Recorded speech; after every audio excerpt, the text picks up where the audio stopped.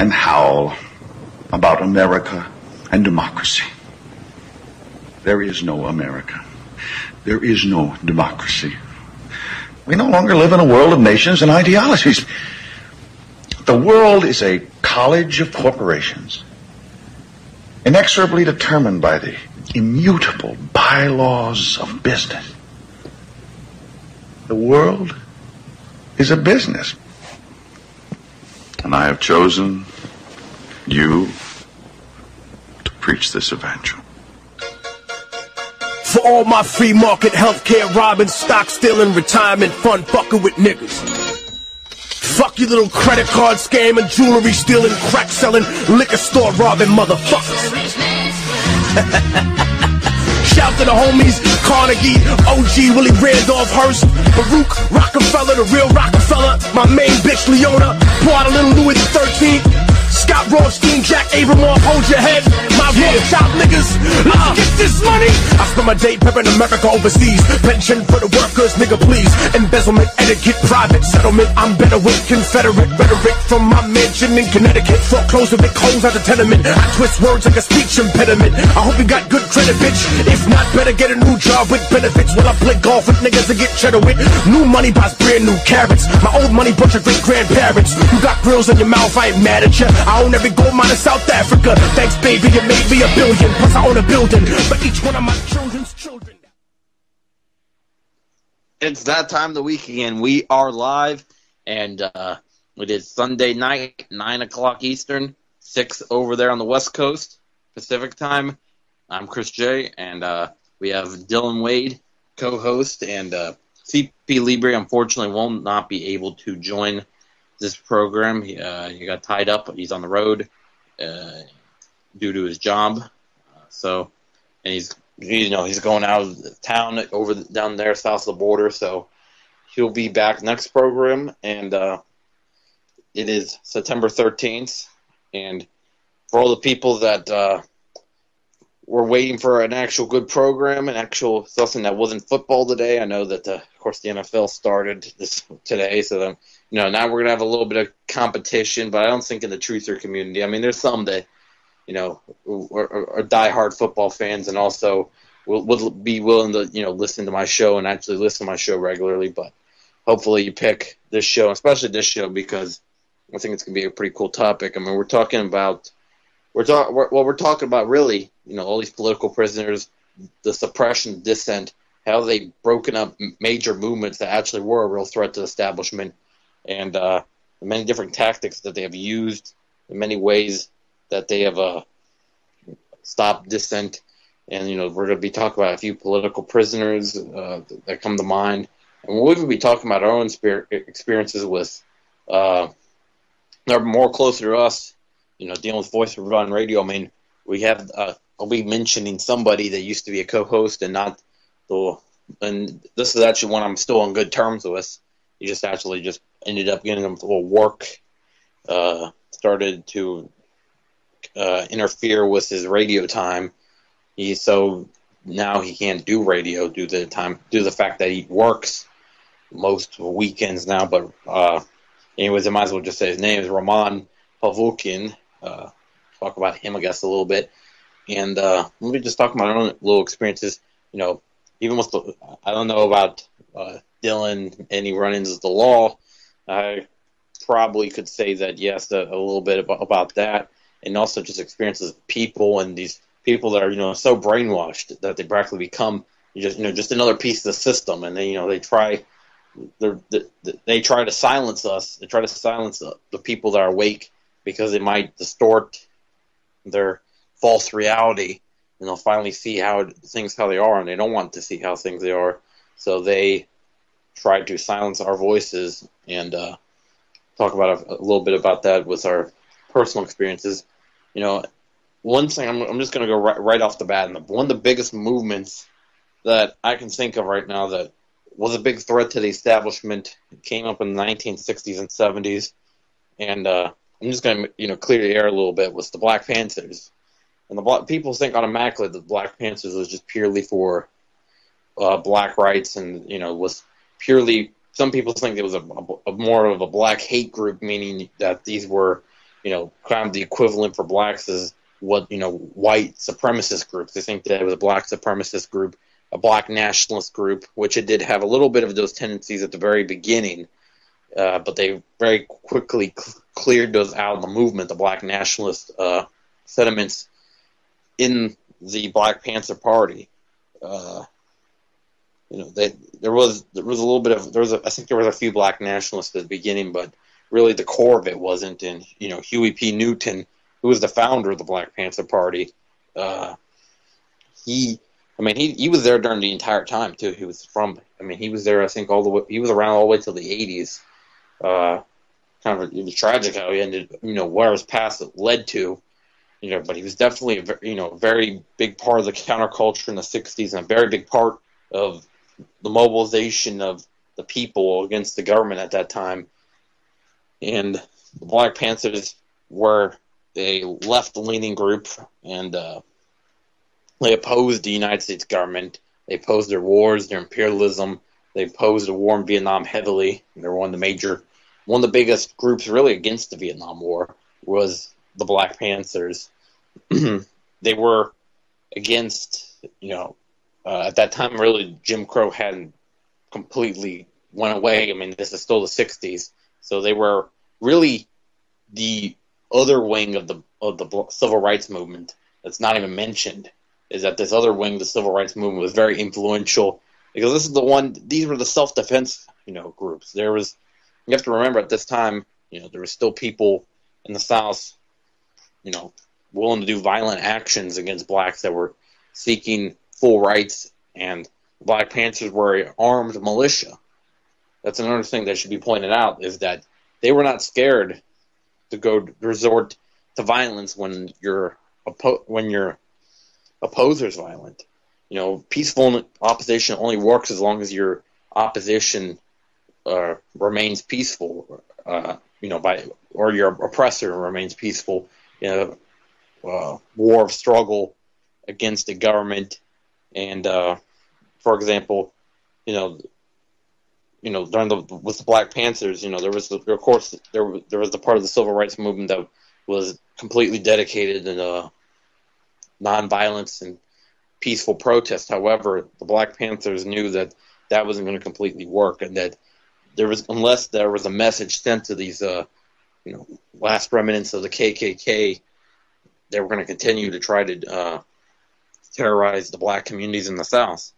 And not only that, is that they were a financial struggle, really, is that they were waging, and they knew that a lot of their population was going through extreme poverty, and still does to this day, in just this country in general.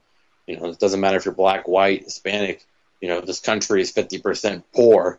I'm not saying that it's poor as in living in huts, like what would be defined in Africa, but it's definitely struggling to pay the bills, struggling to feed the family, that kind of poor.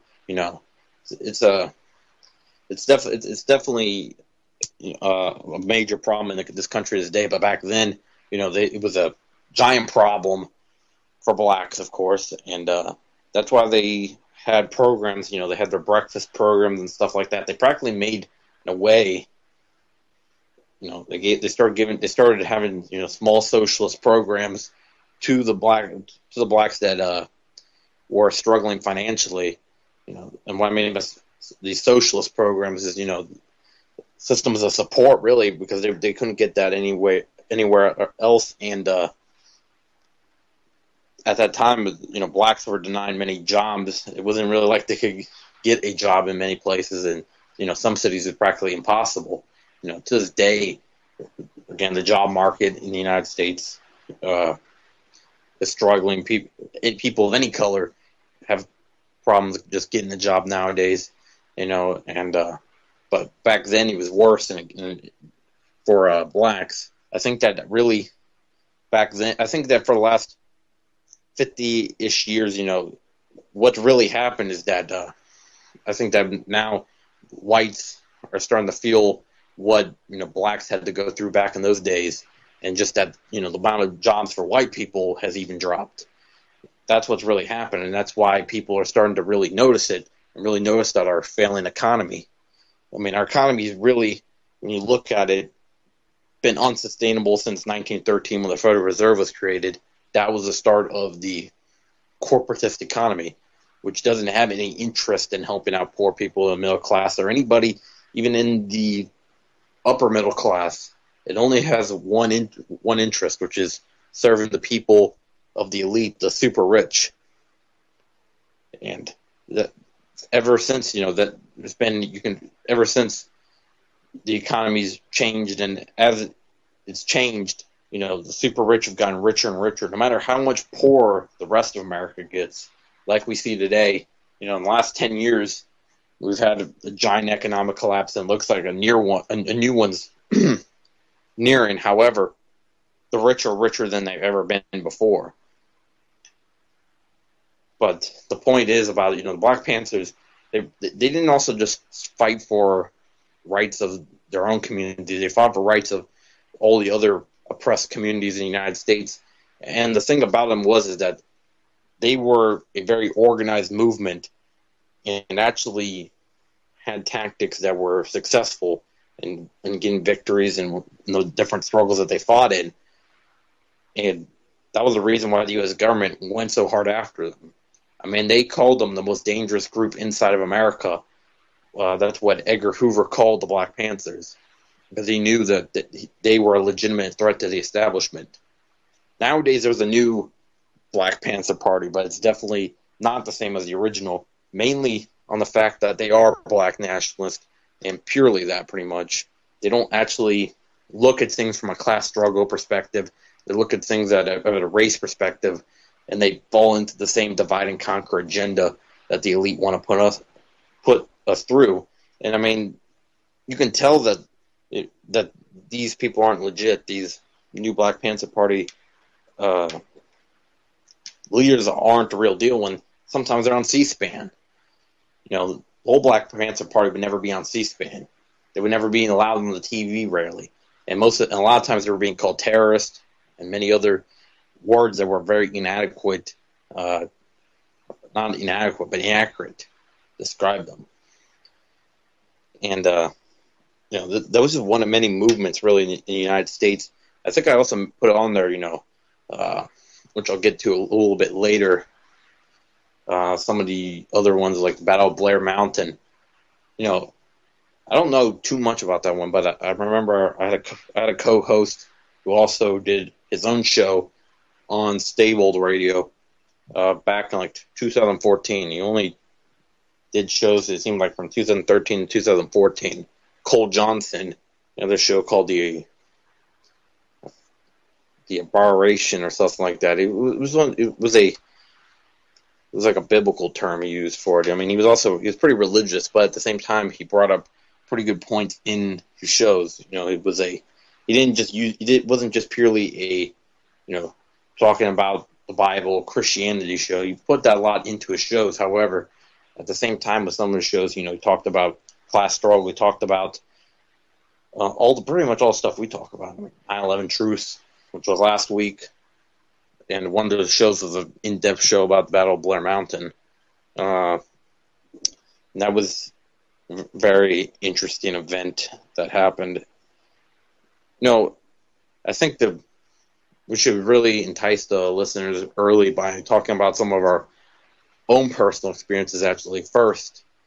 And these are not, I'm just going to mention a couple stories about dealing with some of the people that are completely still believing that the system has anything good for them, that this is democracy, this is freedom, that the United States represents those things, and not corporate fascism, not oligarchy. And, to explain that, I was in I went to a high school in kind of a lower income part of town. It wasn't technically the hood, but where the kids mostly came from was the hood. And this explains probably why they had a giant ROTC program, because they target low-income neighborhoods. They know that they'll be most likely to join the military. I mean, rich kids don't join the military. Well, that's the ironic thing about the military, is that they serve the interest of the super rich. They serve the interest of the defensive subcontractors and these billionaires and the Rothschilds, the trillionaire family, but the people that serve in that military are poor people. And, and the ROTC is pretty much the pre-military. I mean, people will say, oh, it's about making leadership and it's about turning you into a decent citizen. Bullshit. Okay, if you're walking around in combat military uniforms around school, they're making you little pledges and memorize all the military commanders. And if you finish that, there's some deal where you become like an E3 or something like that in the military. So you're going to say it's not connected to the military? It's complete bullshit. It's pretty much.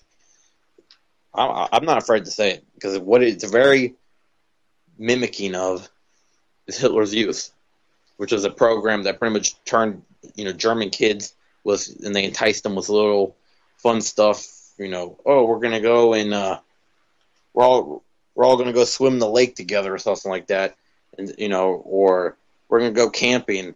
They put like these little seemingly harmless activities, but at the same time it would be like, okay, before we go camping, now we're gonna all do this pledge to Hitler, and instead in ROTC, what I noticed is that for a promotion they had to do a pledge to the United States, or do a pledge to pretty much the U.S. government. All these chain of command going from they even said the Honorable Barack Obama, and then the Honorable Panetta or whatever, the DOD. I don't know exactly how their chain of command work or what their chain of command goes down to. They had like 10 of them, so I don't remember the whole list, but I remember there was the. Pretty sure was the head of the DOD in there. There was the president, of course, vice president, commander of the military. So at one point it would have been Petraeus. I don't know, Petraeus, or the scandal happened like 2013. That was probably right about that was a little bit into my time in high school. And with these ROTC kids is that they were so brainwashed, of course, as you could expect. And then I would try. I don't know. Maybe it was just me, fucking with them a little bit. But I'd bring the points to them. I'd be like, "Yep, 9/11 was an inside job, and what you're fighting for, or what you think you're going to be fighting for in a couple of years when you go to the military, is complete bullshit. What you're going to be really doing is serving corporate interests. You're going to be doing the work of the secret opium trade in Afghanistan." And that also brings the opium back to the pharmaceutical companies. And what you're really going to be doing ultimately is securing the central bank in Afghanistan, Iraq that they have established. Of course, when you bring up points though like that to a completely asleep person and somebody that are now, they're not just regular asleep. Now they've added all this extra bullshit into their heads via the ROTC program. Of course, it's going to come back with some backlash. I mean, I remember the Facebook post that I made back. That was back in 2013. One of them struck back at me and said, "Oh, it's like all you're doing is spreading bullshit on Facebook. All you're doing is just being a hater, pretty much." That's what she thought. I'm being a hater. That I really have any kind of envy for people that are just setting themselves up, to go to a bullshit war and go into 120-degree heat so I can make sure that oil wells are secure and that the opium doesn't get taken over by rival drug gangs. Which, of course, the biggest drug gang is the United States military and the CIA. That's why I think that's what really is going on in Afghanistan. That's where the combat actually comes into play, is of course that there's drug gangs wanting that same territory, and the U.S. military has to fight for it at times. But when it comes to terrorists, I mean, the U.S. government has Al Qaeda and the Taliban and these other terrorist groups on their payroll. I mean, they all spawned off Mujahideen, which ever since the Jimmy Carter administration, the U.S. government has funded. Is the Mujahideen spawned off Al Qaeda, the Taliban, ISIS spawned off of Al Qaeda, and the thing about Al Qaeda and ISIS is that they're both fighting side by side on United States weapons, paid weapons, United States paid tents, United States paid supplies, and when they get injured, they go to Israel to get treated in their hospitals. because they're fighting Bashar al-Assad, who's against the Rothschilds, against the New World Order, is anti-Zionist, and that's why they have sent out the Hounds of Hell, these terrorists, against them. You know, I've been doing this for like 2 years, over 2 years on Facebook, and you know, people don't even get the simplest points. And I lost a pretty good friend, a few pretty good friends, but one in particular I'm going to talk about. You know, so every time I mentioned, he had this crazy face in Barack Obama. I don't even know what it was based on. You know, he would just, because every time, because I'd be criticizing him, of course, I'd be like, he's no different than the Republicans you hate. He's like, oh, you're just crazy. You can't see the obvious difference. I'm like, no, I can't. I can't see a difference, because they all do the same. They all support the same agenda. They support the Federal Reserve. They support these bullshit wars, these wars of imperialism. They support the super rich screwing over majority of the people via many different ways, tax cuts, via cutting any programs that are set for the poor people. I mean, people will try to say that Obama is different from Bush on the fact that he's helped out poor people, supposedly, and has actually went against rich people at times, but that's not true. He literally did the same tactics when it comes to those two that Bush did. Obama continued the Bush era tax cuts and cut food stamps at the same time, which is literally what most uninformed Obama voters voted for Obama, not realizing that both the parties are rigged and that the elite control the entire system. No, Dylan hasn't talked yet, and I feel bad for not letting him talk.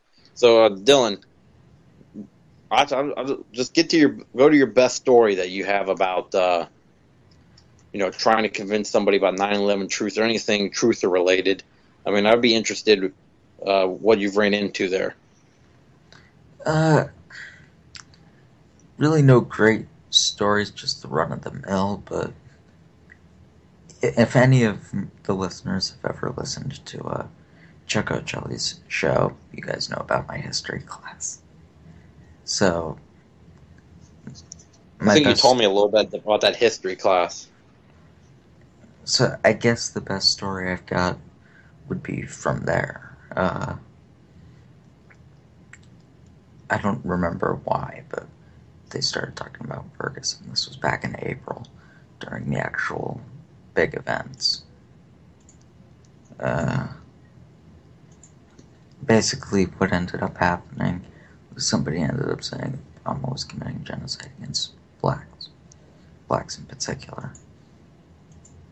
And no matter how hard I tried to argue logic on that point, I guess it was lost on him. But then he said he'd vote for Obama again. So, reach your own conclusion on that one.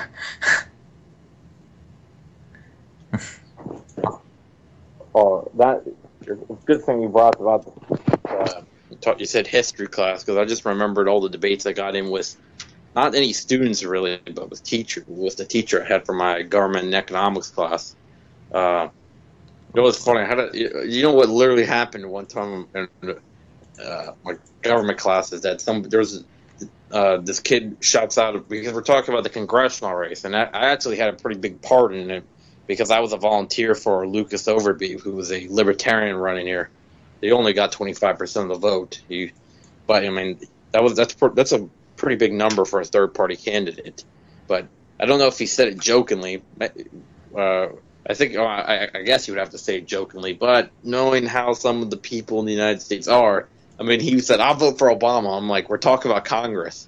It's like, oh, he's going to go back in the days in the 90s or something, back when he was that level politician. I'm just, I don't know why, but it just really sums up everything about, lack of knowledge, the average. And, it's not like they're far away from voting either. I mean, these people will be voting next race, and these people are just going to go in clueless, knowing they're not, of course not, they're definitely not even going to, or they're not going to know about how the whole system's rigged. And they're not going to know even about I don't think people even know that these third parties exist. Nevertheless, know anything about them. I mean, I'm not the biggest fan of third parties in general, because I just don't believe in the whole voting system in general. I mean, the third party seemed like just kind of a useless thing. I mean, it's like, yeah, I showed my support, but what are they actually going to do? Because they're never going to actually win because the elite will never allow it to happen. I mean, I support the ideals that the third parties have, but the whole idea that voting third party is going to change anything, not going to happen.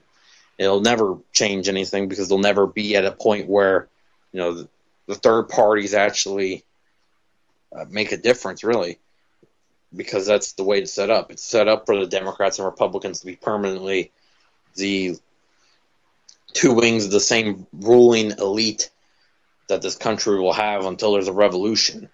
I mean, there's been one break in it ever since the Federal Reserve, I would say, and that was JFK. And that's why he took a bullet to the head. Is that because he was actually going against the Federal Reserve, and he was going against what has existed since since Israel's formation. The United States government has bowed down to Israel. JFK was trying to stop that, and he was going to try to stop them from becoming nuclear. And really, when you see that, from the point that Israel became nuclear, which was in the 1960s, when they were developing their secret nuclear program, that's really what the point where the Middle East started to have constant wars. And partially the reason is, and people don't want to talk about it, is because Israel can start wars without any repercussions, because nobody has they have the nuclear deterrent. Nobody can actually strike back at Israel anymore, because there's always that chance that they'll use 411 nuclear weapons, which thanks to the host of Primer Time for telling me the actual number. They have 411 nuclear weapons in our arsenal, while no other country in the Middle East is armed with nuclear weapons besides Pakistan. And Pakistan, from almost the entire time, was a very strong United States ally. In fact, the U.S. gave them nuclear weapons practically, and I think they actually did give them nuclear weapons. So there were no threat to Israel for them having nuclear weapons. There's no country that was ever against Israel in the region to have nuclear weapons. And Iran, I mean, Netanyahu's been threatening the West. Well, he is part of the West, but has been telling everybody, Iran's going to be getting nuclear weapons in 6 months for the last 20 years. I mean, Netanyahu has proven himself a joke, because his threats about what's going to happen if people will toe his line never come true. Anyways, if Iran became nuclear, like I said in the first place, they wouldn't use the nuclear weapons, and really it would just be a deterrent for anyone to invade them. I really think that how Israel got their nuclear weapons, it would only be fair Iran to have them, but I really don't support anybody having nuclear weapons. They're just awful things. But again, I was going to bring up, talk about all this foreign policy stuff, came up in my government and economics class when I was there with a teacher. The teacher was, always towed, it seemed like, he just towed the system line. It was pretty bad what he was trying to do to the students, really, by filling their heads with, well, the Federal Reserve is not that bad. I mean, we got multiple arguments about to actually tell me, the Federal Reserve was to stop inflation. By what idea do you really think that the Federal Reserve was really to stop inflation? Because before the Federal Reserve, we didn't have that much of a problem with inflation, not nearly as much as we do now. In fact, ever since the Federal Reserve, 20 to 40 times inflation has happened. Again, he didn't even bring up anything. I was talking to him. I was like, come on, Jekyll Island. Have you ever heard of Jekyll Island? Have you, do you know who founded the Federal Reserve? J.P. Morgan, Rockefellers, Rothschilds. Sometimes I would beat him in an argument so bad he'd just stop talking and just act like the whole conversation's over. I'm like, that's really a sign of a sore loser right there. I was the winner of practically every debate. I was the winner of all the debates. I mean, there was not, because he just brought, he ignored what I had to say about Syria.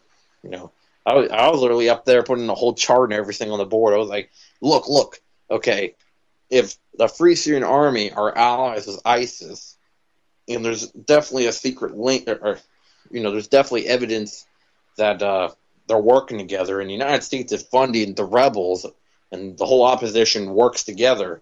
They're just funding the opposition. That means the United States is funding not ISIS against Assad, but I guess to somebody that doesn't have a clue of what's going on in Syria or just what the mainstream media is telling them, it's all very complicated. And that's the thing about the Middle East, is that they try to make it black and white, and it is kind of black and white when you can. There's clear connections of who's supporting who, but the way they try to make it seem like that it's all simple. That whatever they say is bad is bad. Whoever they say is good.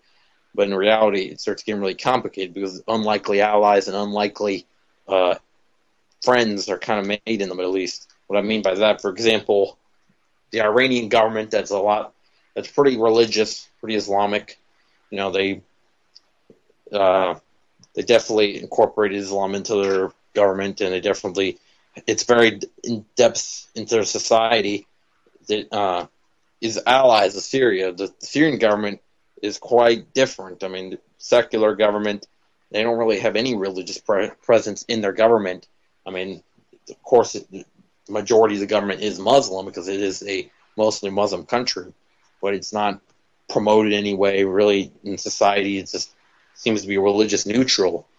Of course, the Free Syrian Army and all these Syrian rebels, aka Syrian terrorists, are trying to make it into a Sharia law state. Similar, their ultimate goal is to make it Saudi Arabia. And just to clarify, Iran is nowhere. Iran doesn't incorporate the bad things about a Islamic government into their country. Saudi Arabia incorporates none of the good things about that. Incorporates everything bad. What I mean by that is that Saudi Arabia, you do certain crimes and you get stoned in public. Not stoned in public as in Cheech and Chong rolling down the street in their hemp van. No, I mean stoned in public as in a bunch of cheering people while they say throw your rocks and a bunch of people throw rocks at your head until you die. That kind of stoned in public. And it's not like you have to murder someone to get that either. I mean, drug possession and not even possession of anything hard. Possession of like weed there can get you killed. Because they can just, even though that the penalty for using is not low, what they can do is easily say you're smuggling, and the smuggling, even weed, will get you killed in Saudi Arabia. It's I went to so many points about. It seemed like I went to a few points at least about the Middle East in that class, and it just lost people. I mean, you can just see people's faces just going to that blank.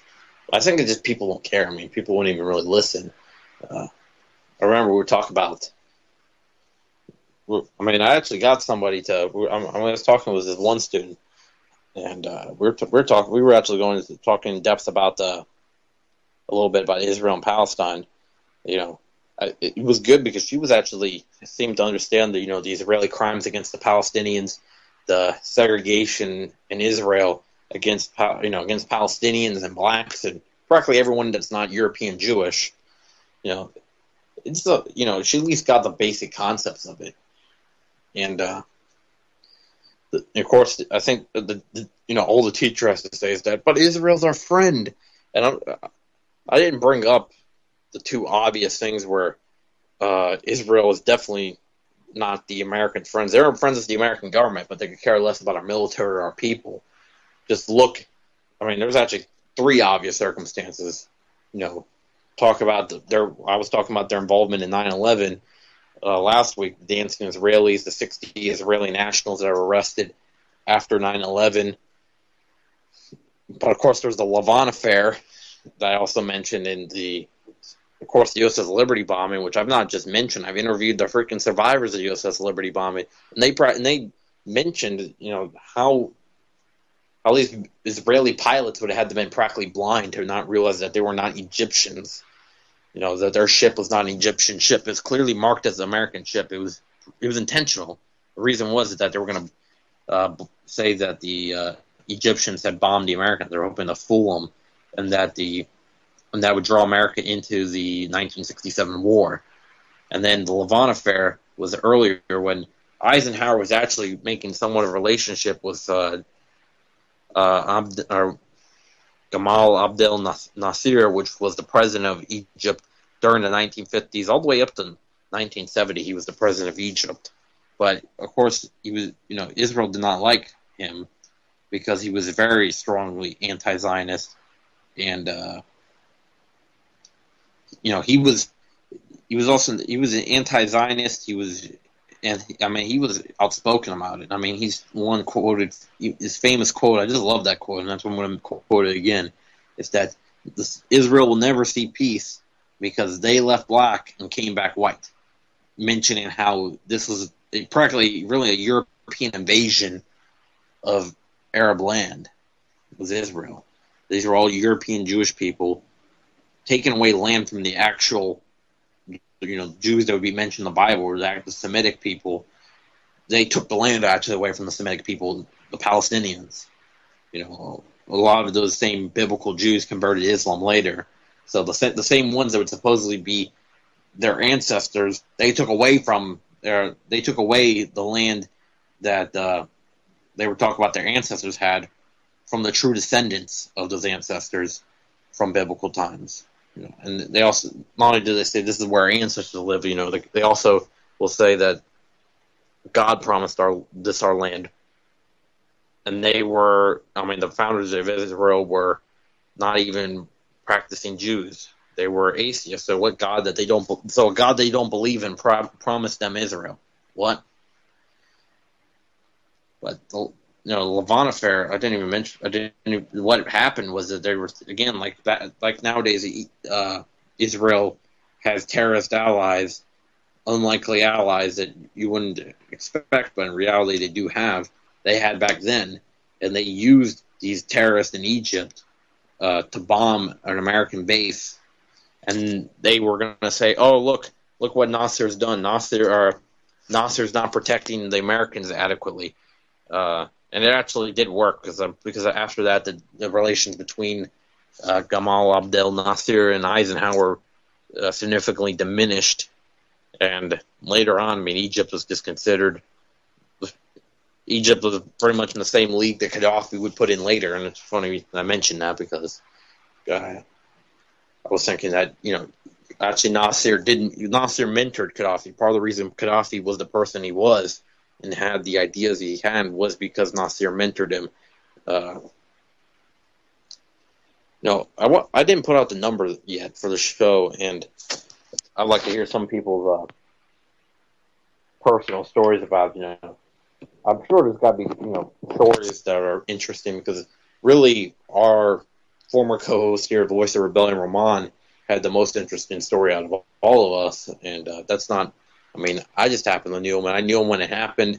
We'll get into that in a few minutes, but the call number is 718-717-8296, 718-717-8296. Roman was I don't know, Dylan, do you have Roman on your friends list? If you don't, you should add him. Pretty interesting. I don't. Never even really heard of him until now. Well, yeah, he was a co-host back when this show was on Stable Radio. It was still called Voice of Rebellion Radio at the time, but it was more like last year. He was the third member of our team, and of course by the co-host, I don't even feel like mentioning his name right now after all that's happened. But Roman, he was 20 years old about when this happened at the time, and he, he's pretty big into activism online. Of course, he was on our show, and he is of a Russian descent. He was actually not even just from Russian descent. He's actually from Russia. He was born in Russia, came here when he was 6 years old. His parents didn't go with his parents. He was adopted by an American family here, I think was the deal. And then he was known at the time Michael Holman. Michael Holman's is a American name, but now he goes by Roman. Roman is the name that his parents gave him. He was, he liked to have a little bit of fun, when he's not, when he actually had free time, and I think that, come on, the guy's 20. I think the idea that people can be put in jail for underage, well, it actually wasn't it was pretty much for underage drinking, but he was put in jail technically was a hindering obstruction charge because, first the police come to his apartment. I think there was an apartment that he was in with his friends, and then they actually were arresting him simply for underage drinking, which if I can get you arrested for underage drinking at 20 years old is absurd. And then he was asking, why am I getting arrested? That's all he asked, is why am I'm getting arrested? And then they immediately threatened him with a hindering obstruction charge. And they put the hindering obstruction charge. He went to jail. He spent about a month in a Hick County jail or something. No, it was actually a city jail. It was just like a holding center. And they had him there for a month. He was actually facing 3 months originally, simply going back to the original charge, underage drinking. Which the point is that they most of the time, police would at the most issue a ticket. They even just give you a warning. But I think that the fact that they knew who he was, and this is a small town where the police definitely could know who are the troublemakers or whatever, the PD activists, the people that are stirring the pot. And that's why they probably knew who Rahman was. And they slammed him. I mean, again, like I said, most of the time police would just issue a warning. They just say, "Don't do it again." But they put him in jail for 1 month back in around December and January. Then he was released. He was released early, really, But then he had all kinds of problems afterwards. I think they put him on probation and everything. He had trouble getting a job because of all the legal tie-ins and everything. It really put him in debt too, a little bit. It really screwed with him. It was the jail time wasn't even as bad as what it did to the just his regular life for a little bit. Now that's why he has a job now. He's pretty glad to take that job when he finally got one because before he was having all kinds of troubles. Now he has a job, and now he can't be a part of our radio show. But I definitely think that his activism, I think also partially, again, it was a hick place. It was somewhere out in the backwoods, Michigan. It was a really small town. I think that they had a grudge against him partially because of his activism and also possibly the fact that being Russian, it's I think that definitely. When you're talking about the police of a small town like that, sometimes they're going to have prejudices, and especially if I don't know if he made it known or anything, but about him being Russian. But he might have been saying that his name is Rahman. That would automatically trigger some alarms in their heads, and I think it was definitely an example of that there was definitely a political tie-in for why they gave him such a bad charge was really a non-crime. And Rahman, I know that probably knowing how he is, he's very outspoken. He's, he probably spoke his mind to the police. And the thing is, that's not crime. There's no crime against speaking your mind to the police, and probably. Said some stuff to them. I bet that's why they were so eager, to give him a charge a non-charge because he did not actually do hindering obstruction. Hindering obstruction, what I don't know, make a good example. I could make it, if you were being, if they were trying to say that you were doing underage drinking, you have the beer in your hand. Or something like that. And they say, "Let me see that beer," and you throw it out the window so the cop can't get it into out in your backyard or something. That would be hindering obstruction because you actually did obstruct their little investigation to see what was going on. And then you say, "Oh, that was just soda." Well, you tamper with the evidence right in their faces. That would be really a hindering obstruction charge. Which, yes, it sounds silly, but that's how quickly you can get in trouble. There, he's just asking why he's getting arrested. You apparently asking why you're getting arrested can add months to a crime that would normally be a citation. But I think that honestly, because who he was, I think they were going to bring him to jail either way. I think that just made it easier.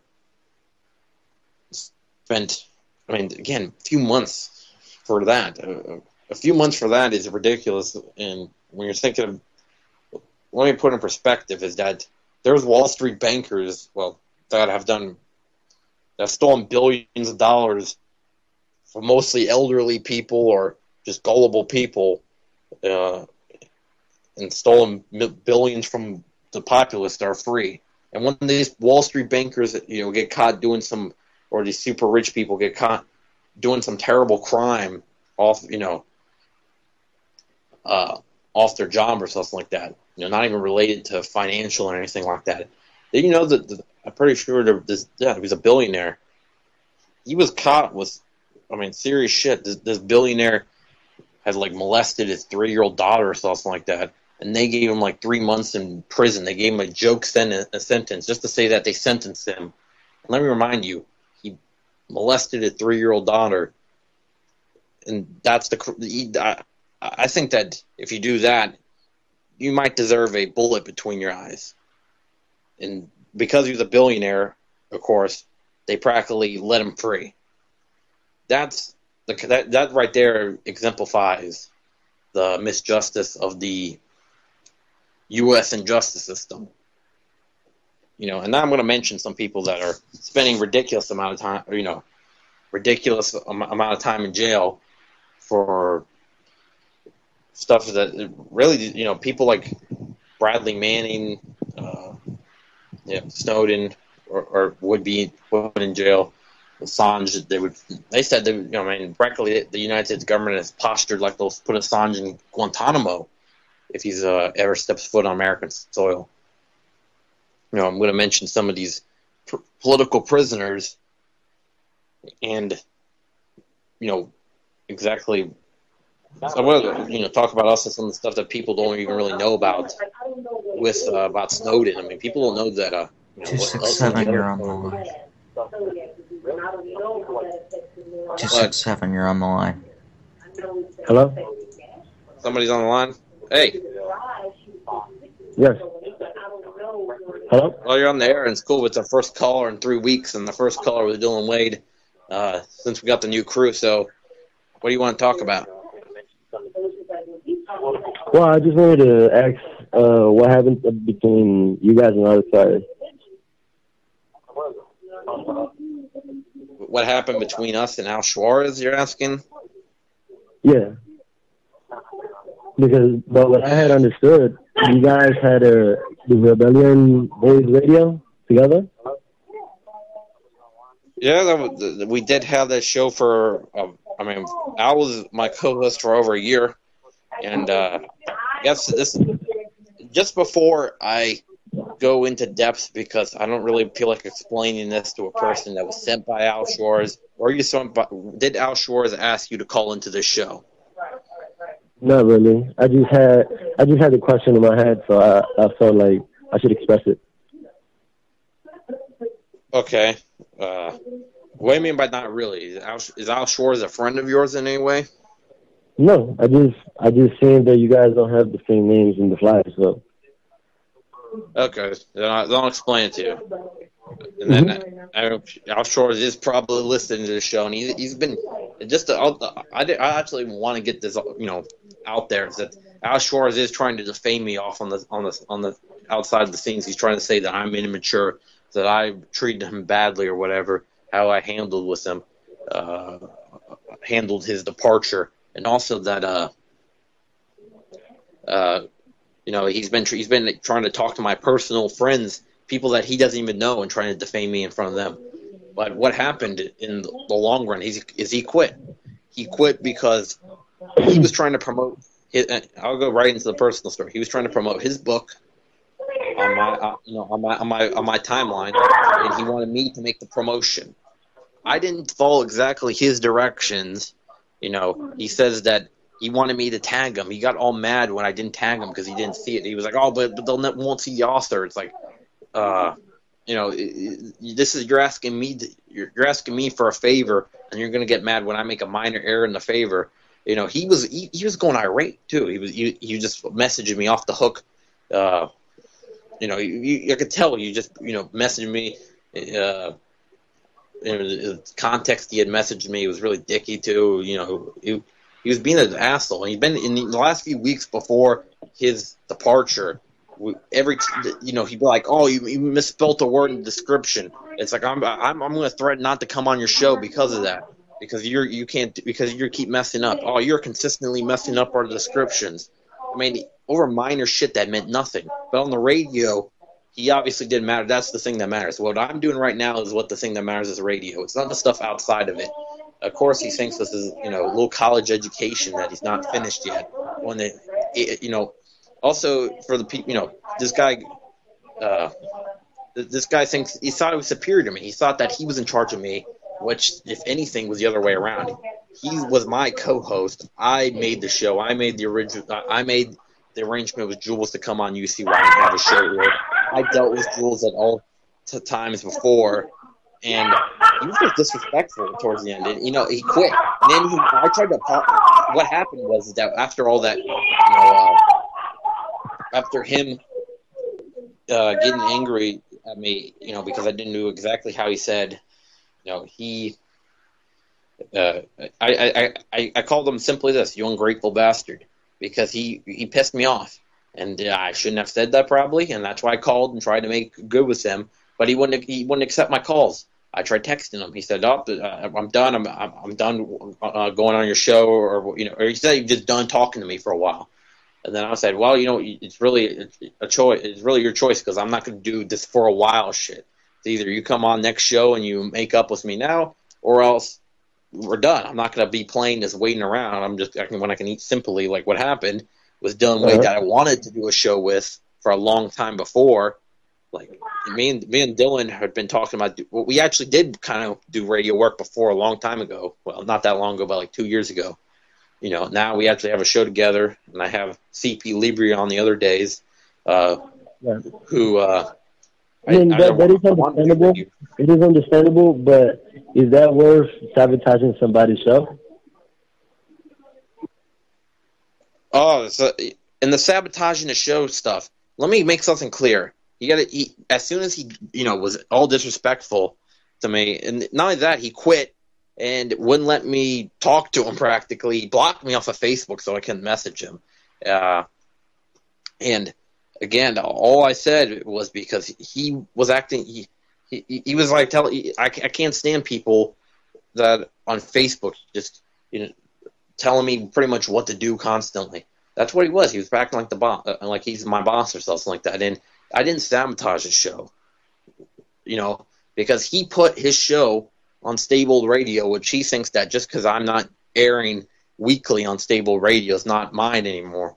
I'm the one that manages it. I'm the one that brought Lieutenant back to Stable Radio and urged him to reconnect to Stable Radio, and I've kept them on the air during that time. I'm the one that have talked to the other co-hosts that have taken breaks and trying to convince them to get back on the air. I'm the one that's got most of the big guests that have ever been on Stable Radio to come to Stable Radio.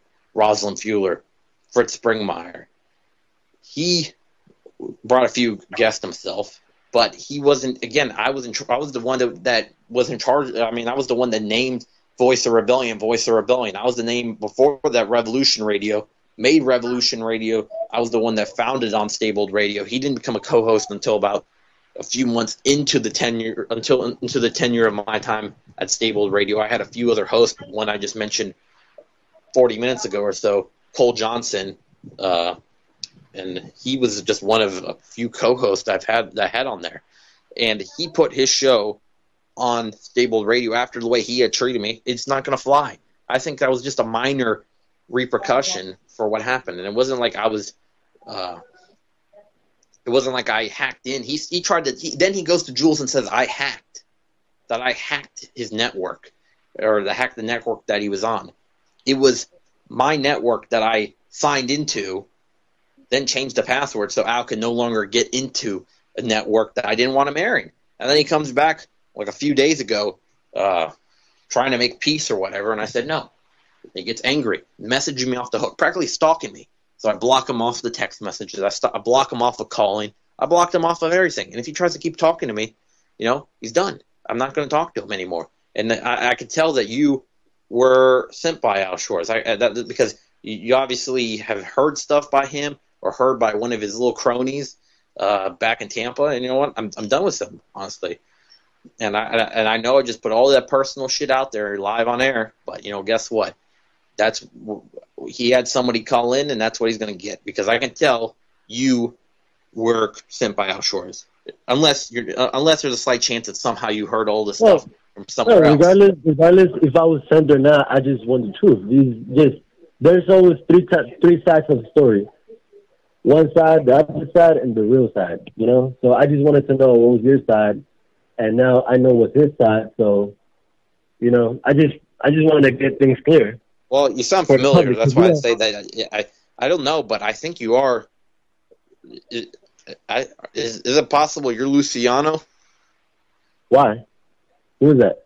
Well, let's see. I sort of remember someone sounding like you on the air, and I did interview Luciano. I don't know if you're Luciano, but that's who I interviewed just a couple weeks ago, and I know that he made a show with Luciano on a network that I was in charge of.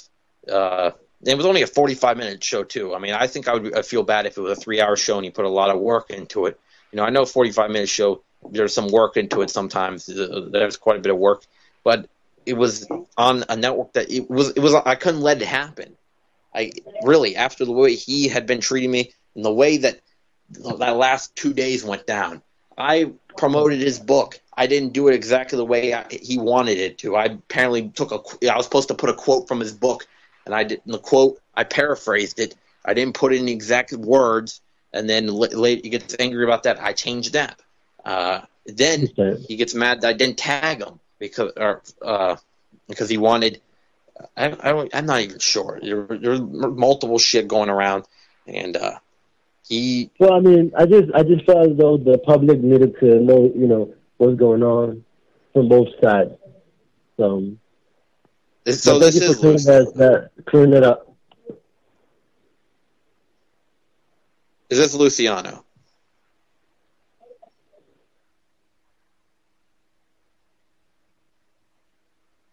I don't know.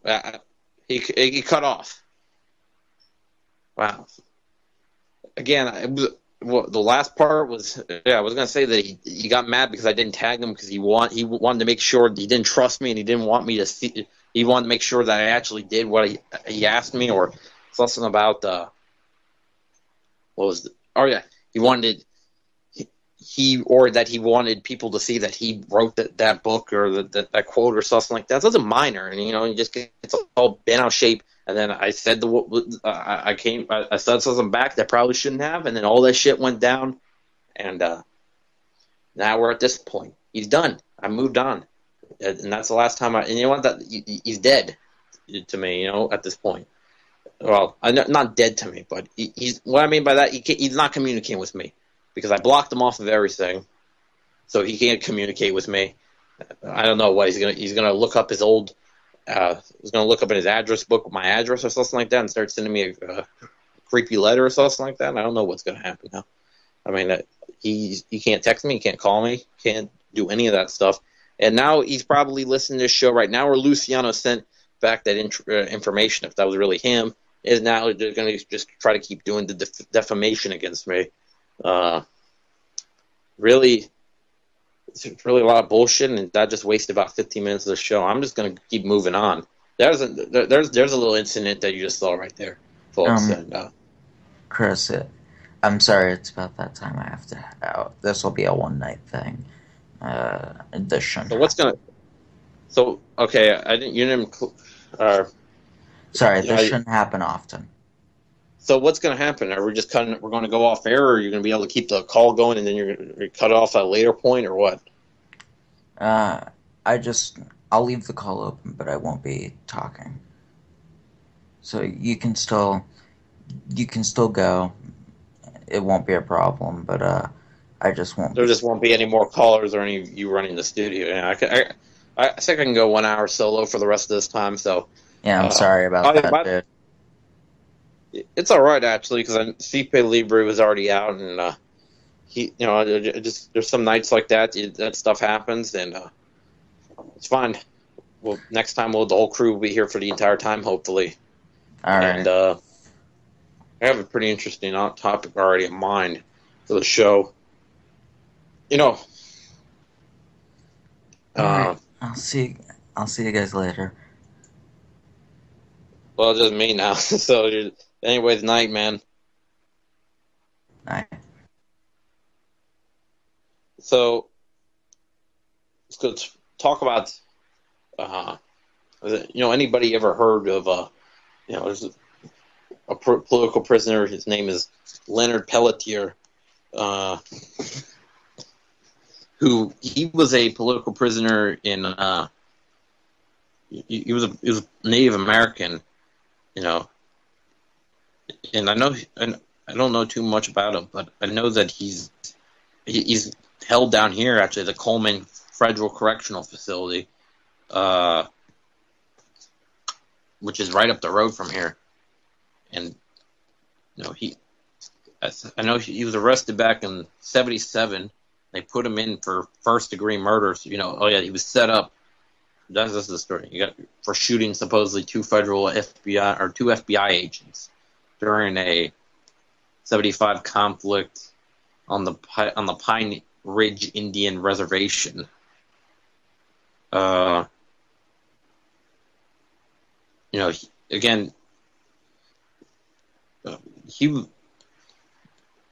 This is back in the '70s, and there was a big crackdown around this time of activism. At this time, they were repressing. At this time, they were repressing, the Black Panthers, and they were repressing the true Native American rights movement that was started around this time. It had not started around this time, but there was a resurgence, I think. The Remember Wounded Knee movement started up, and again, it was part of that whole counterculture that was around at that time. And this is just one of the people that got put up in a federal setup. I mean, Leonard Peltier has already spent 40 years, and unlike Assata Shakur, Assata Shakur was another frame up at that time, but she actually escaped from prison. It's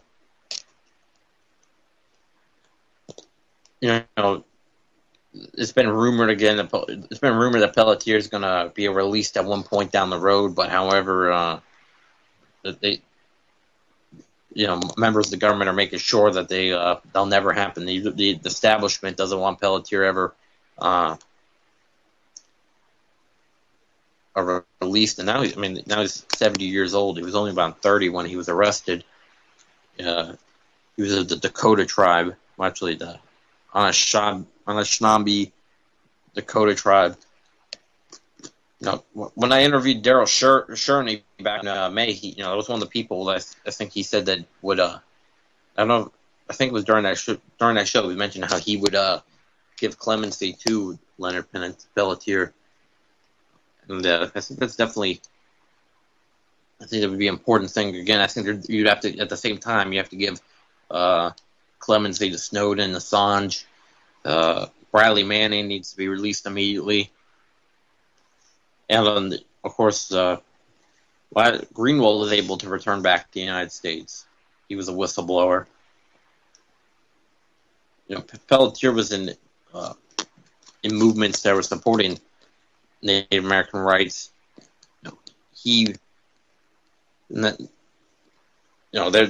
those. That he was part of that Remember Wounded Knee movement that was in the '70s, and that's when there was a shootout at Pine Ridge, and that's where the FBI agents were shot. They blamed it on Peltier. Peltier. Thing was that it was an encroachment by the FBI in the first place. So their deaths, the FBI agents could have been avoided, but they went on. They went to their reservation, suppressed the movement, and that's what happened. They got shot. Peltier takes the heat. he took the brunt of the punishment, and then spent the next he spent the next 40 years so far in jail, and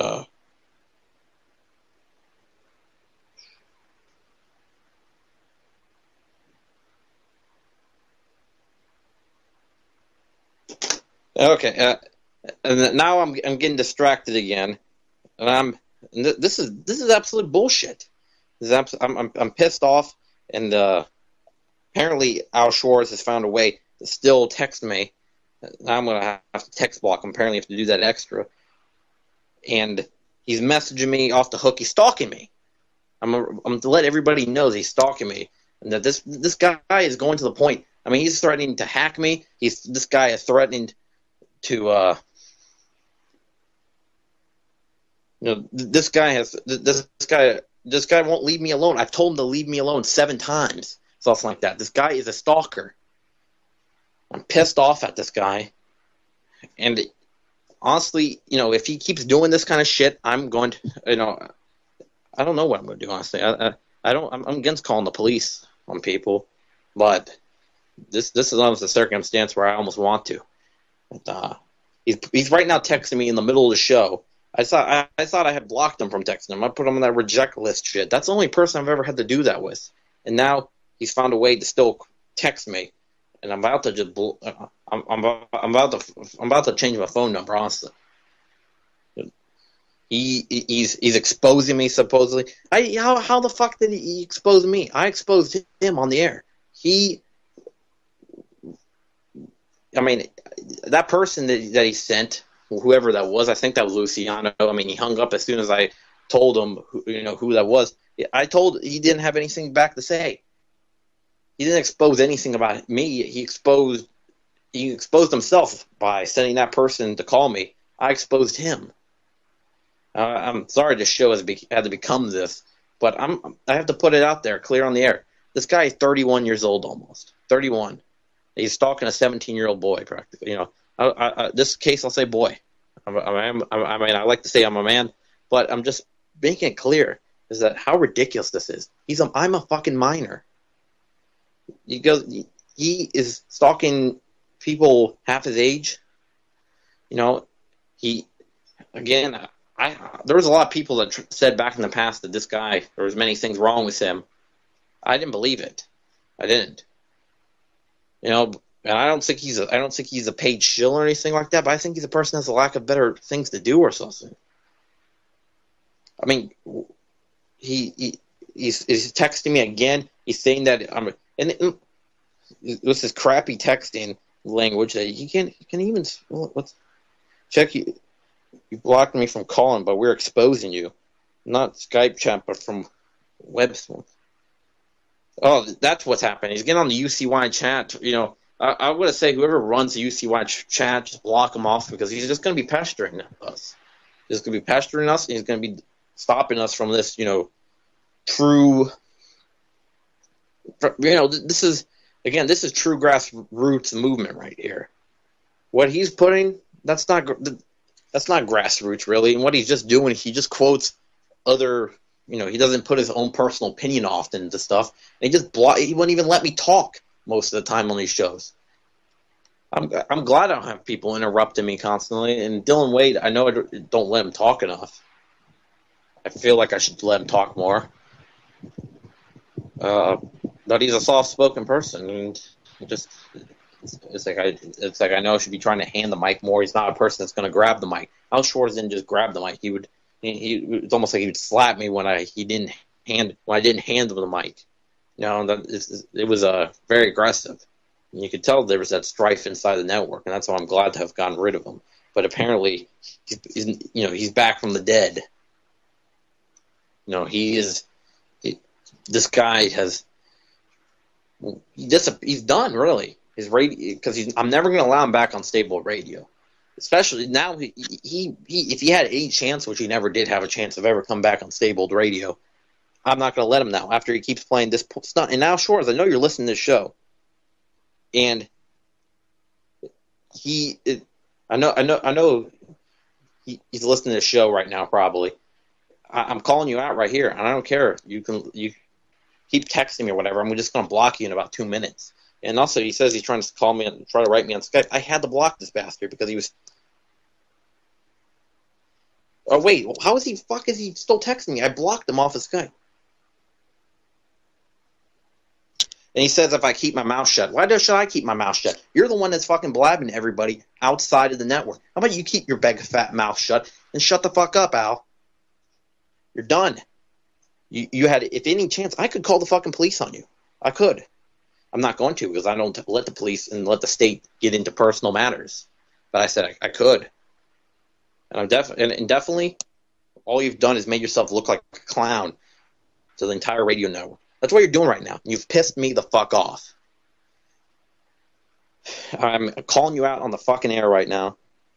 And I'm sorry I've gotten so vulgar. I wish there was callers right now that could bring me back to a topic where I wasn't infuriated with me.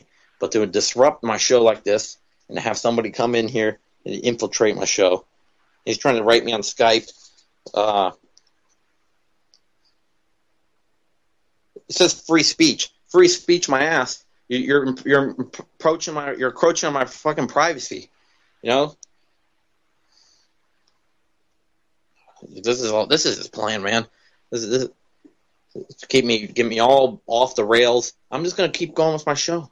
You know. I want to talk about a political prisoner. You know. I'll talk about. I'm going to talk about Snowden right now, and Snowden. People don't talk about the other Snowden leaks that he put out. They don't talk about the ones that, I mean, he's brought out leaks about he's brought out leaks not just about the NSA, but he's brought out leaks about many involvements with U.S. foreign policy. He's brought out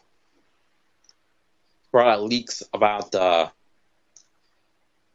He brought out leaks about supposed. I mean, I don't know about the verification about if it actually came from Snowden about al-Baghdadi's true identity, which is Shimon Elliott, a Mossad agent posing as an ISIS terrorist leader, which the whole ISIS group isn't an Israeli U.S. construct in the first place. And Saudi and Qatari and all these other Gulf states created it to fight Assad. It was a proxy, and it's actually became the biggest Syrian opposition group. The people that are against, the ones that are against Assad. All these Syrian rebel groups. People don't realize that they are Islamist. That they, these people are. Persecuting minorities. These people, the Syrian rebels are killing Kurds, they're killing Christians, crucifying Christians. Even, I mean, the Syrian rebels, or as they should be called, terrorists, are the ones they're the ones that got caught using chemical weapons. They're the ones that got caught eating the organs of a Syrian Arab army commander. That pisses me off in itself. So, now I'm done being pissed about Al Schwarz. Now I can get pissed about something else. Is these Syrian terrorist bastards that are funded by the United States government? They've torn that country to shreds, and Assad is holding on to that country with the skin of his teeth. It seems like, but I think Assad will eventually prevail. I mean, it seems like what happens though is that he's making significant gains against ISIS, like he was doing against the Free Syrian Army in 2013. However, whenever that happens, the U.S. starts to up their rhetoric against Assad and try to make him, because he won't let their, the United States funded guys to win the war. He's a brutal dictator. That's when they really escalate the rhetoric against them. They really, they really start calling for invasions. Israel starts posturing like they're going to invade, like they have done the last few weeks. Syria, the United States has gone into direct confrontation, I think, with Assad's troops while they were attacking Assad's troops. And the thing is, this has happened multiple times by Israeli and United States forces. But the thing is that if Assad was to retaliate, it would start war. It puts him in a very tricky predicament because he keeps losing soldiers to attacks that he can't retaliate from. He can't retaliate with, or he can't retaliate to. Mine's all boggled now, but can't retaliate to these attacks, and it's sad because these Syrian people, Syrian soldiers, they're put in this predicament where they're practically forced to stand down, because if the alternative is a world war, because if the United States or Israel was to invade, Iran would be forced to help the Syrian government, and then at that point it's a all-out war in the Middle East. Also probably, with the U.S. and Israelis, Turkey, Qatar would invade at the same time. And so that would cause it would be a massive war right there in Syria. And already 300,000 people have been killed in this war, mostly civilians. And it seems like this is just the beginning of it. And it was going back that Snowden's been I think he's done a few leaks about the just total madness that this whole Syria scenario has been, caused by the United States government, and caused by Tel Aviv, and caused by Riyadh, Saudi Arabia. Assad Assange made the leak actually about that they were planning to take out Assad and taking out the Ba'ath socialist government, which Assad is the leader of, well before the Syrian civil war broke out. This is not an agenda that they set a force now, and that's probably why the United States government constructed the roots of the Syrian civil war starting. They were the ones that constructed I think that those protests were constructed by the United States government. I think they were like the Arab Spring protest over in Egypt with the Muslim Brotherhood, that those were on people on a CIA payroll. And same thing with people in Syria. And then, of course, there was a little bit of mishandling with the Syrian government of those protesters. But it was set up to be that way, because then that was an excuse for the Syrian protesters to pick up arms. The truth was that they were just CIA proxies waiting for a chance to strike at the Syrian government. And then it was really, in a way, because these Syrian rebels come from something like 63 different countries, it was a way to justify an invasion without actually doing an invasion. It was an invasion from within. That's the weird thing, because these people, are supposedly Syrian rebels, but they're Chechen, they're Syrian, they're Iraqi, they're Afghani, they're Pakistani, they're Egyptian. They seem to be more composed of other countries' peoples than of the own Syrian people. And another fact about Assad's military, people try to say that only represents part of Syria. It's only Alawite Syria. It's only Shia Syria. However, it's 90% Sunni. I was actually talking with somebody recently, that was saying that, again, that division the United States government and the West uses to divide the Islamic world, that Shia-Sunni split, is not caused, people always say, oh, well, the Muslim world fights upon each other anyways, but it's not true. That only is really perpetuated by the United States government. Because there's a lot of people that don't see any differences between their Shia and Sunni brothers. However, in like Syria, for example, the United States government is trying to paint this out like a sectarian war, which it's not.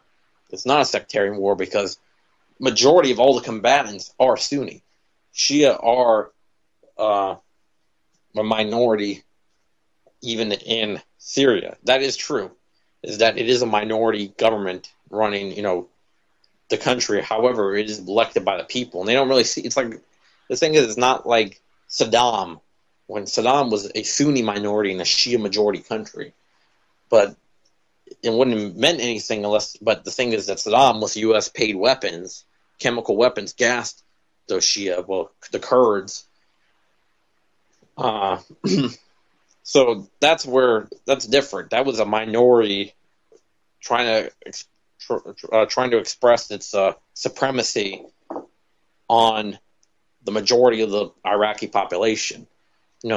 People, or like when South Africa, it was a minority white ran government against the majority black people, and also was like Saddam was a U.S. puppet at one point.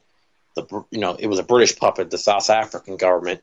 It was pretty much just handed over. It used to actually be a British colony, but then it actually got independence and became a independent country. It was actually pretty powerful too, but it was still had the strings that went back to London and D.C. as well. D.C. has labeled Mandela as a terrorist all the way till the year 2008, and then they try to act like they're all buddy-buddy with Mandela until he died 2 years ago.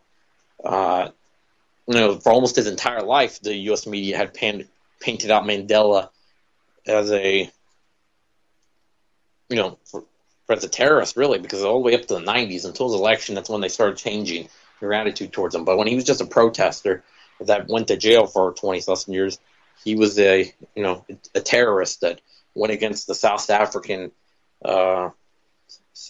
safety, against their national security. Because the United States government was pretty buddy-buddy with people in South Africa as well. They were also a country that developed nuclear weapons like Pakistan, but I think that they had help from the West, just like Pakistan. They didn't just end up with nuclear weapons. Supposedly South Africa disabled their nuclear weapon program, which I think that would make them the only country to do so. So that's why I'm skeptical, because no other country, even with all these phony trees and whatever, United States government has never fully got rid of their nuclear weapons arsenal, not even close. Russia's actually done a pretty good job at it, because considering that they had such a tremendous stockpile during the Soviet Union days, they went down a little bit. They had 45,000 nuclear weapons almost. The United States had a similar number, but they might have dropped down their nuclear weapons program quite a bit as well, but they just have all kinds of other stuff, and it's just ridiculous. For when you're talking about these kind of nuclear weapons, it's enough to blow up the world 10 times over. I think that Snowden, even though he hasn't been put in prison, this still can be called a political prisoner, because what would happen as soon as he goes back to his home country.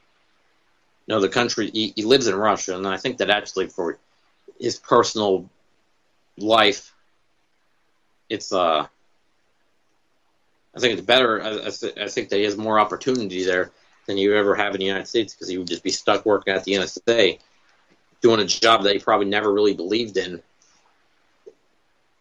I don't see how anyone could really believe in what they're doing unless they're completely brainwashed. But these people that work at the NSA at his level are not stupid. These are pretty intelligent people to understand those kind of technological systems. Snowden was making $200,000 a year at his job, which for a government job is not easy. Work's not being done at $200,000 a year. They've upped the pay on those jobs than what they used to. But people with like 4-year degrees and stuff make like $50,000. It's really fixed. $200,000, you have to be doing something pretty hard in order for them to pay you that much money. And that's just saying, Snowden did know what was going on. He knew what he was doing at that job. However, there was a snapping point. He couldn't, no matter what they would pay him, even the $200,000 a year, nothing was enough to buy out his consciousness. Assange was different. Assange never had worked for any government. He was a hacker since the 80s. Practically since computer hacking had became a thing. Assange was hacking, and I think he had gone into legal troubles during the 80s for hacking. However, he had not really came into fame until the 2010s. Practically his entire adult life he was a computer hacker. And then around the 2010s, he made the website WikiLeaks that became popular around then. WikiLeaks is very important in exposing a lot of these Iraq war atrocities that I've watched just a film on RT1 was enough almost for me to just, I didn't want to watch them anymore. They're horrifying. You know, a family getting gunned down around a van, and the drone pilot's complete detachment from the situation. All the guy says fire, you know, and he's the guy says fire, and then all of a sudden he's shooting bullets at a family, and you could just see him slowly getting gunned down. It's that one video that I watched 3 years ago that really, you know, hit me. It was when I started watching. I found out about RT. I didn't even know what RT was. I was on vacation, and I was going into a hotel room, and then went to watch TV shortly after, and then you know, I saw that they had some international channels. I saw RT. I didn't even know what RT was. I thought it was just some unknown American channel of some sort because it was in English. You know, it was RT America. I was like, why? And then it was like, I looked it up. It's like Russia Today. Why is it in English? But, you know, of course, they all have English versions. France has their own that promotes their own agenda. You know, and that's pretty much the Western agenda. It doesn't really tell you anything that CNN or Fox won't lie to you about. That's what they do on France 24. You know, they'll just put a little bit more stuff to get American viewers and be like, oh, it's so edgy, it's so different. You know, it's like what BBC does, but it's still bullshit. It's still the British bullshit corporation for a reason, and that's why it's gotten that nickname, is because they still do all the same tactics that Murdoch and does with Fox News. Murdoch and Prince Alaweed, or CNN was a little fact is that the Israeli ambassador to the United States, the former one, is who is behind CNN's Israeli correspondent coverage. He's the one that whenever something happens in Israel, he is the one that covers it. So it's, you know, and you can see there's the obvious slant in the mainstream media, and it's really ridiculous. I mean, there's kids getting massacred in Gaza, and then they're saying, well, we have these combatants that and there was some unfortunate misfire. You know, they always don't want to say that it was intentional bombing of whole neighborhoods, carpet bombings, that kind of stuff. No, they try to say there was a misfire. There were terrorists in the building next to them. Oh, I don't know. You know, and then they censor their media via attacking Alaska TV, which you know, it is the TV network that's connected to Hamas, but it's still censoring their media. They attack directly at their media, and they attacked RT as well. They say it was an accident. There are RT station in Jerusalem, or is it? It wasn't in Jerusalem. It was where Alaska. I don't think Alaska would have their TV station in Jerusalem, but yeah, they were next door to each other, and they said, "Oh, we're too bad. RT got caught in the crossfire." So it's caught in the crossfire, misfiring, or they'll just say they almost start going into the collateral damage talk, like, "Well, that's just what happens in war. You know, at least we got these combatants. You know, only 20% of the people they got were actual combatants during Operation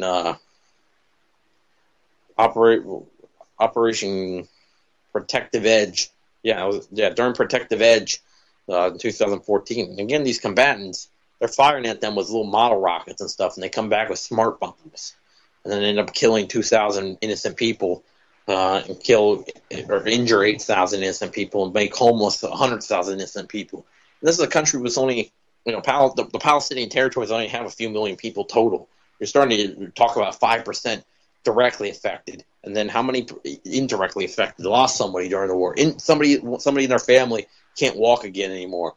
Somebody in their family loses a house. It's got to be almost everybody when you talk about 100,000 people displaced by the war. And then these Israelis, they have their they have their influence on our TV. And it's, you know, literally a former Israeli ambassador gets to be the Israeli correspondent. How convenient.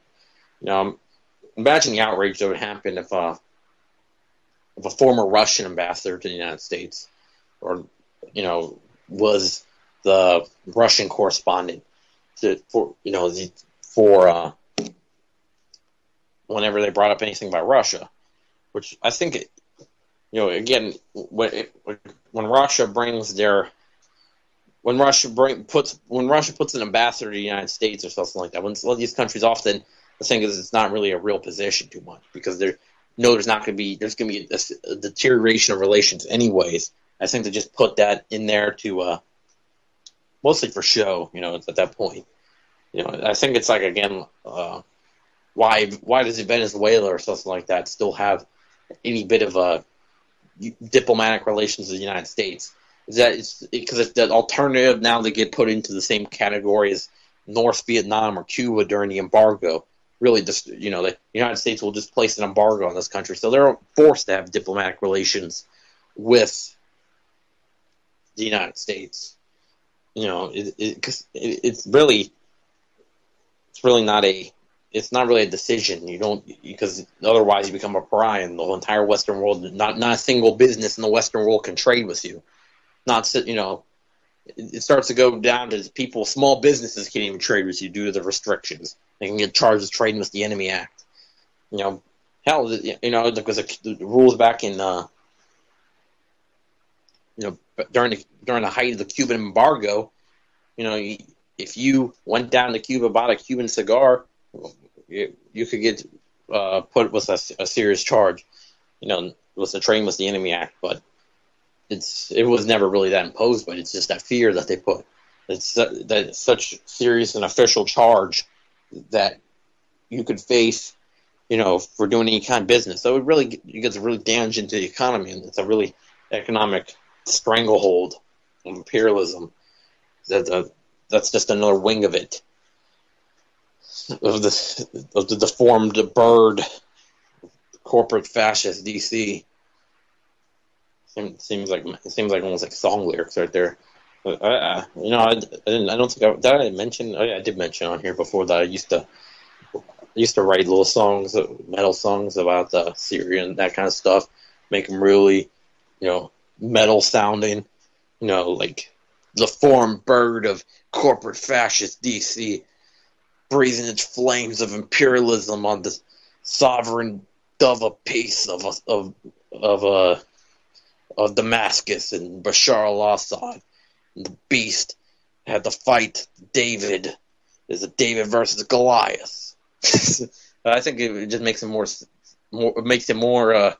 dramatic when I put that voice. I don't know what kind of I don't even know where that voice comes from. It's like it sounds like a wrestling. Like I'm announcing a wrestling, or I'm announcing the WWE Mania or whatever.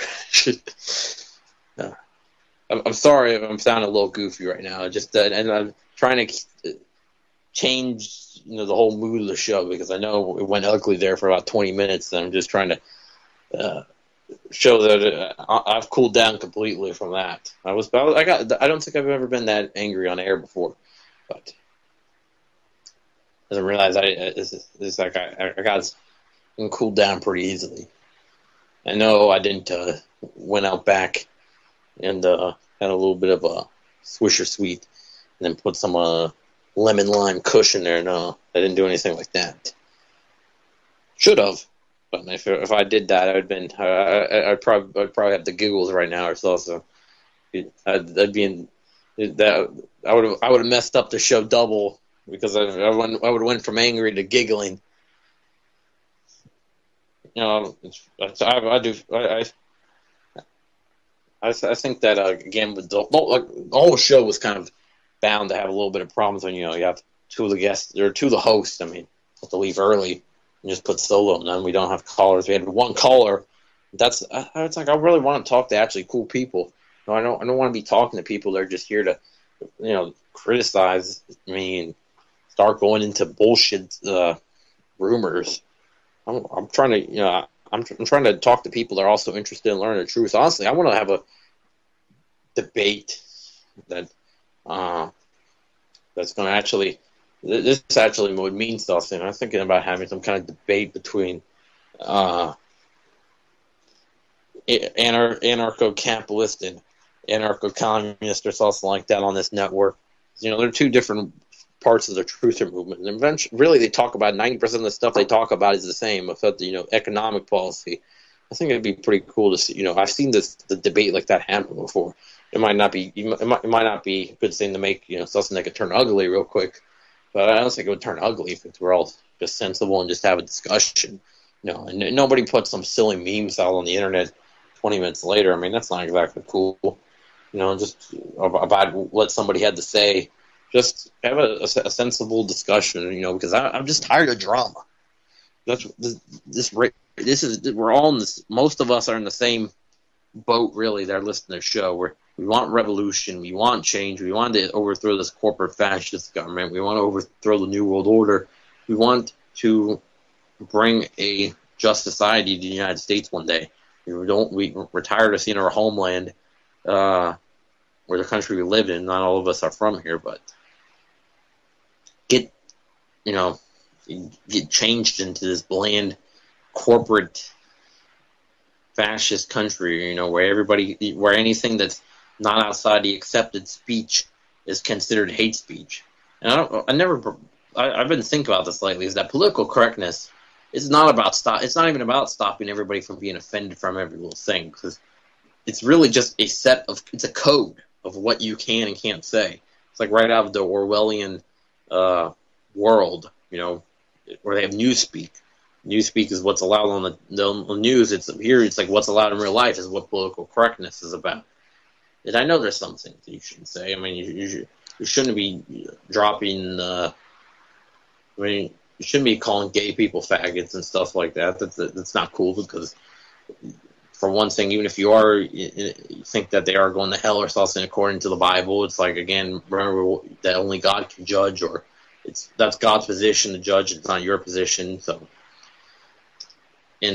you're being hypocritical because you are following and not following a part of not following any part of the Bible, because you're just scolding people that are not following some part of the Bible. It's only mentioned 7 times.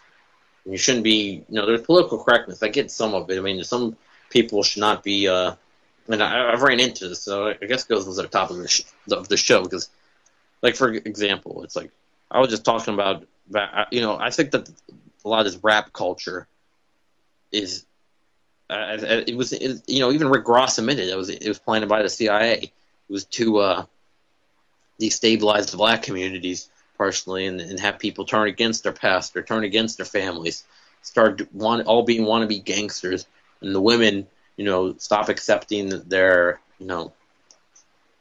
traditional roles, and they instead they want to be, for lack of better words, the men want to be niggas and the women want to be hoes. That's what the rap teaches them. It stabilizes the black community. And people are calling me racist because I point out these facts, because I was just saying, this ghetto culture is this pride of, not moving forward, not moving the hoods forward, is self-destructive. They call me racist because they think I'm talking about it. I'm using code words for talking about black culture. That's definitely not true. Anyway, there's not a black culture. There's multiple black cultures. And what made me rhyme that is that I was looking through my Facebook, memories or whatever. You can, like, see what you were talking about 1 or 2 years ago. Or how long you've had Facebook. Some people can go back 8 years probably. Or, and be like, oh, look what I was talking about in 2007. But I'm just able to go back to 2013 because this account I've only had 2 or 3 years or so. It'll be 3 years in January. Yeah, that's right, 3 years. And, I was looking back. I was like, I pwned this guy because he's calling me a racist. I'm like, there's multiple black cultures. You realize that, You realize that Haiti has its own culture, and that's where they are predominantly black people. Jamaica has their own culture. Cuba, a lot of their population is black, and they have a very distinctive culture in that. They have European black cultures. They have people that migrated that were of African descent that went to Europe. They have their own different cultures. And to say that all black culture is one, it's kind of that's definitely very inaccurate and a little bit racist in itself. And I think that when it comes to stuff like that, that's where this really political correctness starts to really. You can see how it's very detrimental to making legitimate points, or making another point is another point that can't be made. Is the political correctness gets pushed down right to the Israel issue big time, because they think that you're just using Israel or Zionists as a code for Jews. They think that anyways, people connect. They think that Jews in Israel are one when there's many Jews that are against Israel, and that there was that international organization of rabbis that was against the foundation of Israel in the first place. I mean, Judaism and Zionism, again, like I said, a lot of the Zionist leaders were atheists anyways. So these atheists were supposedly God promised them, a God they didn't believe in promised them the land. Makes sense. I think that the Zionist, of course they use that anti-Semitic card, and again, it's another example of political correctness. But what I've noticed about political correctness to Muslims, society's acceptance of legitimate hate towards Muslims is disturbing, and it's gotten worse, but with time. It's not one of the things that's progressed forward, or back in the day, you practically say whatever about anybody. There was a lack of, just pretty much crude speaking about anything. Anything flied back in the 1950s or further back. But besides swearing and stuff like that, swearing wasn't exactly that like back then. But you could say whatever about what races and stuff like that. Muslims, however, weren't even that despised at all. Now they're despised, and people call them ragheads. People call them, worse words. I'm not even going to say like that. I'm not here to. It's like I know it's like I'm not using a racist context, but I just don't feel good saying these words. But I'm just saying, is people call these Muslims or call them all terrorists and stuff like that, and society generally accepts it. It's like people say that America's been too lenient on Muslims. These are the people that are deep down wishing that Muslims were exterminated and stuff like that. People think that our country's being taken over by Sharia law. These are pawns of the game, keep us distracted from, the complete AIPAC infiltration in this country, the fascist infiltration in this country. And they worry about an imaginary Muslim takeover that'll never happen. Because some people made some signs about how Islam will dominate the world in one time. Every time I see these people talk about Sharia law takeover, it's always the same screaming Muslim guy with the same sign, it seems like, in the same place, Dearborn, Michigan, which, yes, it's bound to happen probably, that there's going to be that is one of the biggest Muslim communities in the United States, and probably there probably are a few maybe with a little bit more radical tendencies. However, that's not representative of the entire Muslim population in the United States. And it's not even close or the Muslim population in the world. Really, I've talked to many Muslim people, and they, for one thing, is that this whole idea that Muslims are completely intolerant to non-believers, that's definitely wrong. And from my own personal experience, they are way more receptive to reasons why you don't, they actually legitimately will hear you out on why you don't believe in their religion. Some Christians will never do that. They just think that they won't even hear you out on stuff, or they'll put some snarky comment in there. I'm not saying that's all Christians. What I'm saying is that there's those Muslims as well. There's always going to be the extremists in whatever religions. But from my own perspective, is that Muslims are generally very kind and polite people. And I think they're just really, I think there's some places where, kindness and politeness I think in America we started to lose that in some ways. This used to be one of the most kind and polite societies on the planet. Now it's became, you can tell that that's part of the agenda is to keep us separated. Everybody is glued to their phone, and when you try to have a legitimate conversation about anything, they act like you disturbed their peace or something like that. Or if you try to have a conversation with somebody that's not about, hey, look, the weather's nice today. It's also in the last 2 minutes. When you try to actually have a deep conversation about anything, just definitely politics. So, the people will get upset, won't even hear you out on what you have to say. Yeah, we used to be a lot more, collective country. It's like I said, this country used to you talk to your neighbors. The community was more connected. And that's in the country, and that's what in those countries where they've actually been able to get rid of the elite. That's part of the factors is that people actually work together. Like in Russia, people always make this mean Russian stereotype. That they're all upset and they're all drunk and that they're all that they all stay in their cabin in Siberia all winter. That's not true. They're actually very sociable, and they really. I think that's true. When they say the word comrade, they don't just believe. It's not like saying bro or something like that. When they say that word, that's like they see each other as brothers. They see each other. They see everybody in that country as a mutual struggle together, and that's the comrade word. I think it's not just it's not also just connected to one ideology. It's still used today, even though there's no communist government in Moscow anymore. It's a kind of a hybrid between a socialist and a capitalist government. But the comrade word is it's really just more about everybody's connection to everybody. I've noticed that it's that here in the United States, that's part of half the struggle of getting somebody to talk about politics is getting them away from their cell phone that they're glued to. At school, people would be glued to their cell phone, going on Facebook or whatever, checking notifications they don't even have. I know that feeling is just bored, and I guess you don't feel like talking to anybody, but it just seems like they never felt like talking to anybody about anything really important. And they just get into social media drama, and they get into stuff that doesn't matter about anything, and then they get with all this, then Snapchat and all that. They're using their smartphones for all the wrong reasons. Not to research stuff, and very rarely. When actually a political conversation started, it was so weird. Like I knew this chick that she actually spoke Russian. She was actually part Russian. She was talking about how Putin was going to give evidence to the world about how 9/11 was inside job, what she actually did, I think. Putin has been very low key. He's not really.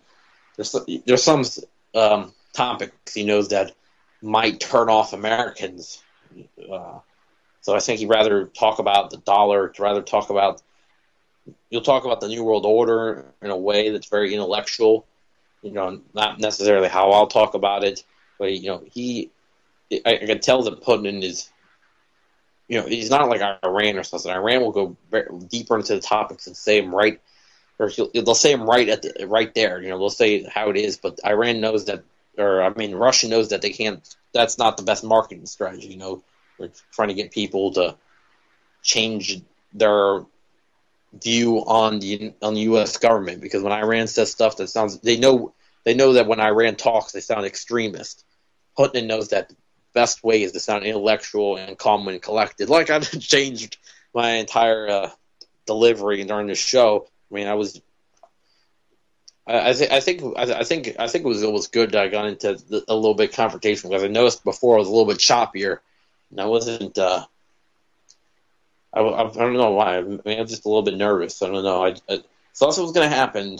I didn't expect that to happen. I just didn't feel.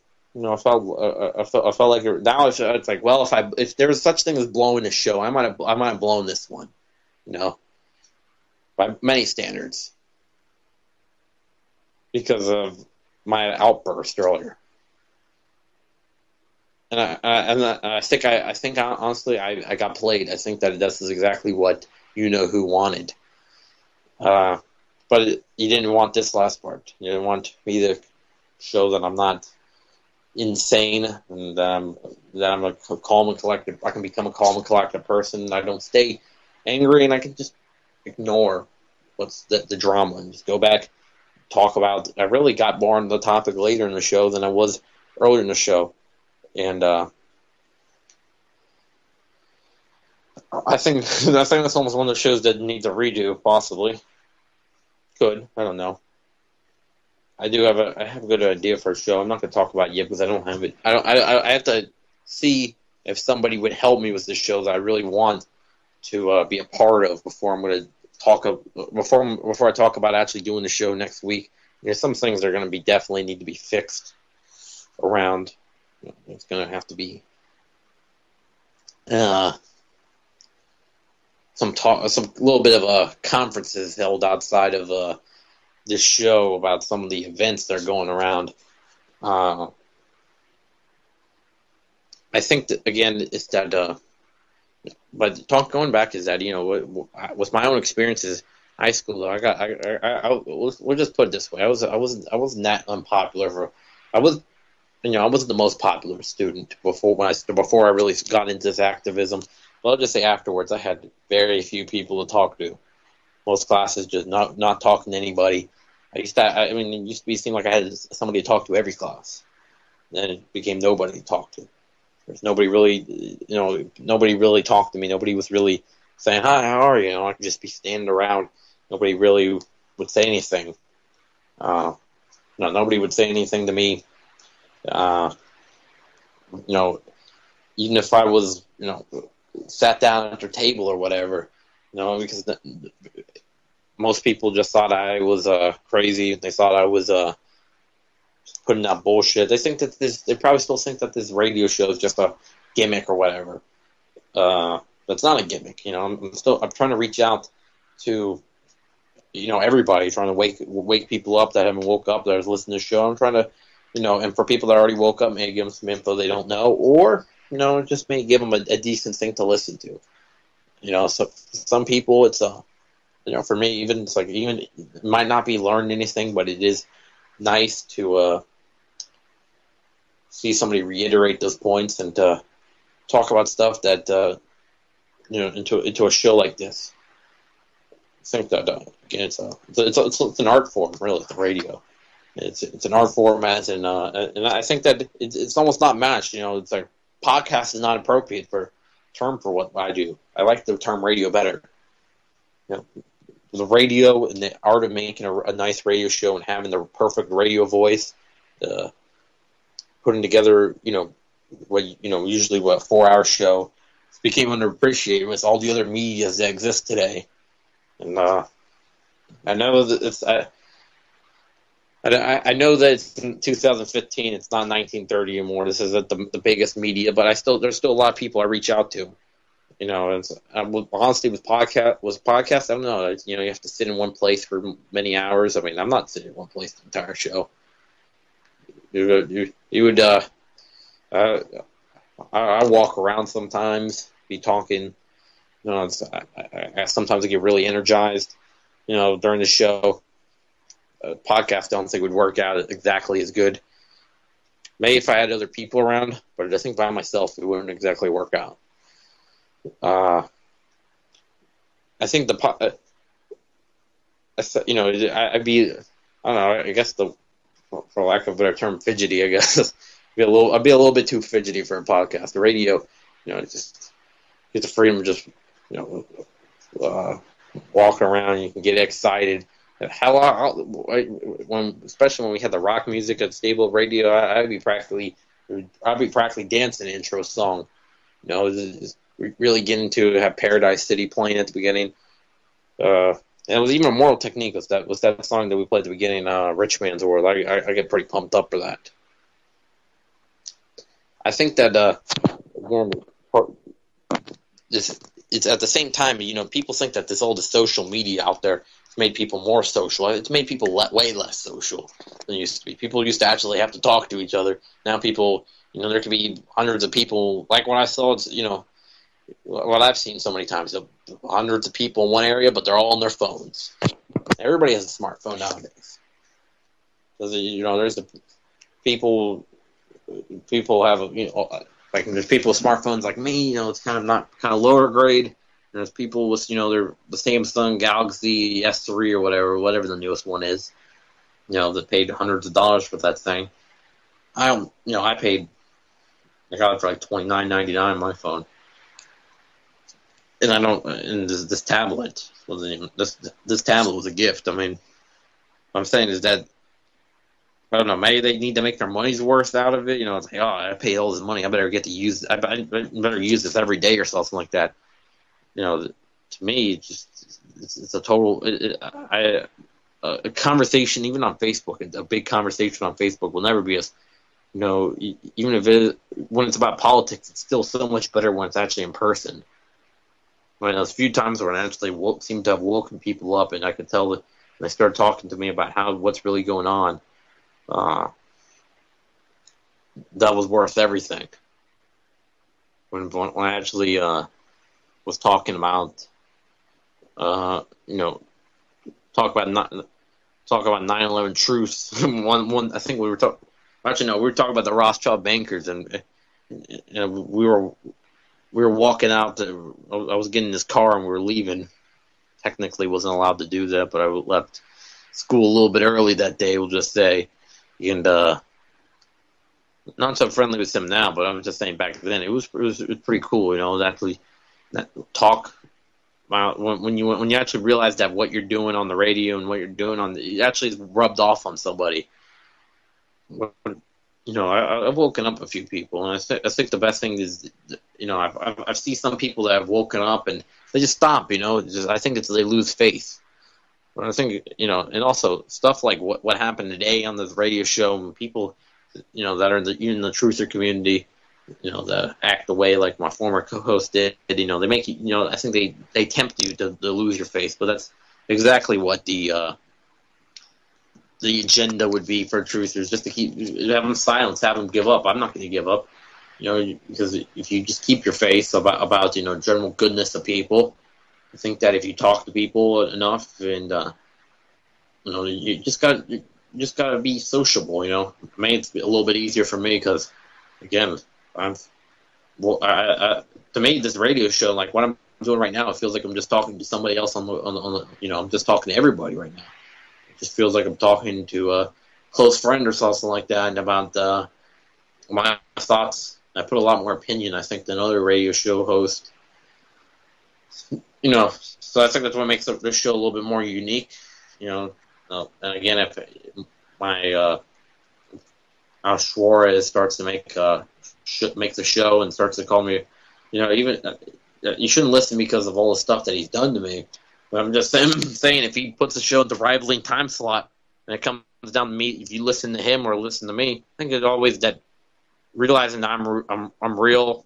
I'm just another ordinary person. I don't let, you know, I think that in some ways Al Suarez has led some of the, he's mechanic in some ways.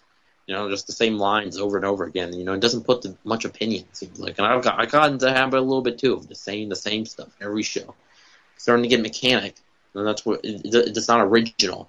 It's not what radio's about. Radio's a human art form. It's not. It's not some. This is not some crap we just deliver.